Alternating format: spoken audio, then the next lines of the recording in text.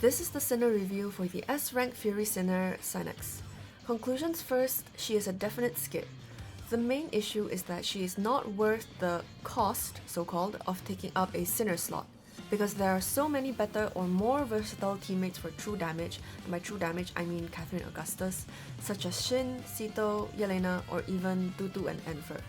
Let's discuss her kit, which is quite straightforward. Her basic attack is a typical basic attack dealing true damage, while her ult puts her in an empowered state where she hits multiple times per basic attack, and she attacks faster.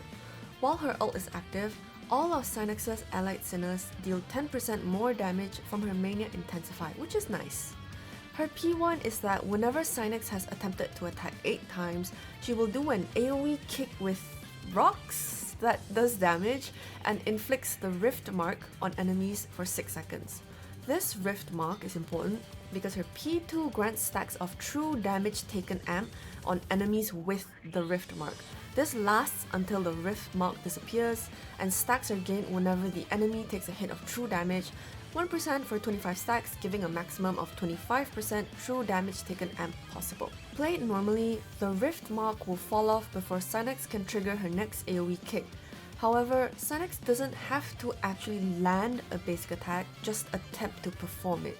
So like Serpent Spin, you can move her around to cancel her basic attacks, and each will still count for triggering her P1. Though as you can see, the consumption of the moves is kinda WTF, so people usually go for a mix of Inversion Slash for Synex to ult more frequently and increase her basic attack speed, and animation cancelling just a few times. With all that said, if you get S1, Rift Mark lasts forever and you skip all of this nonsense, so players actually intending to use her should probably invest into her S1. Speaking of Shackles, S1, as I said, makes her Rift Mark last forever, it's an important QOL, and it's nice that her P1 hit also regains some HP for her as a bonus. She has attack Shackles for S2 and S5, S4 typical starting energy shackle. Her S3 grants the Sinner standing in front of her a 20% damage taken reduction from enemies with the Rift Mark, and the ally behind her gets a 20% damage dealt increase to enemies with Rift Mark. If she cannot give either one to an ally, Synex will keep the buffs for herself instead.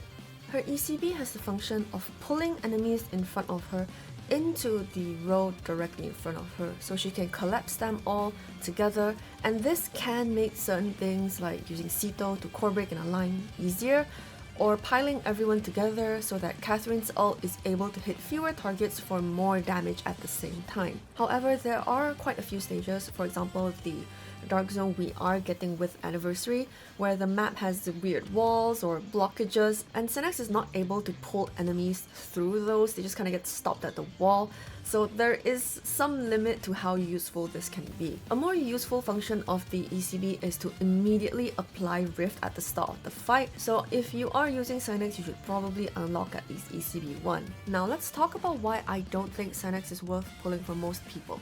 Again, Synex's Mania Intensify gives all her allied sinners a 10% damage dealt bonus while the ult is active. So her amp for Catherine is more like 1.25 times 1.1, 37.5% at 0 Shackles, and 65% at S3 if we take all 3 of her buffs as multiplicative with each other. This isn't bad. Actually, we can compare it to Sito having 39.2% amp at S0 and 61.2% at S3.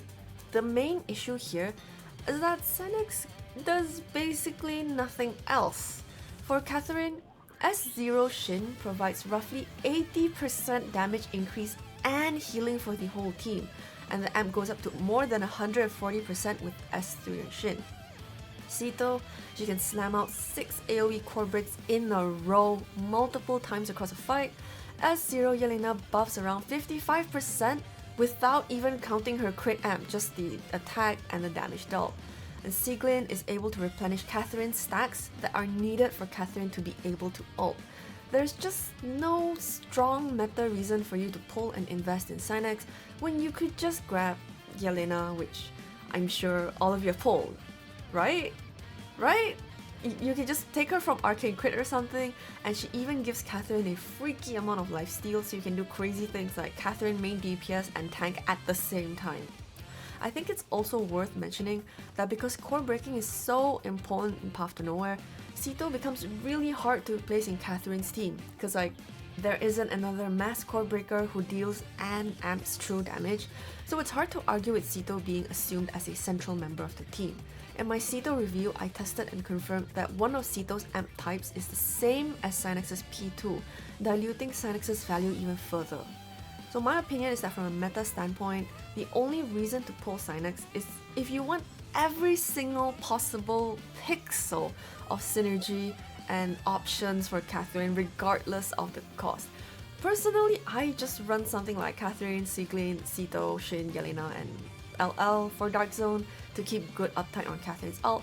I just don't feel like not using Synex matters at all. Like I don't feel any difference to not using her.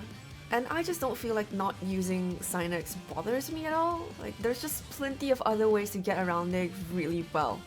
So in conclusion, Synex is pretty, but also pretty optional as a pull, so grab her if you're a big fan of her story or design. But otherwise, save up your cubes because we are about to enter the 3rd anniversary of Path to Nowhere. I've already made detailed reviews about both the new S ranks for anniversary here and here, so check them out to learn more. I also made an anniversary pull recommendation video. I hope these resources will help you make the right decision for yourself this anniversary. See you for the Shattered Blade event. Bye bye!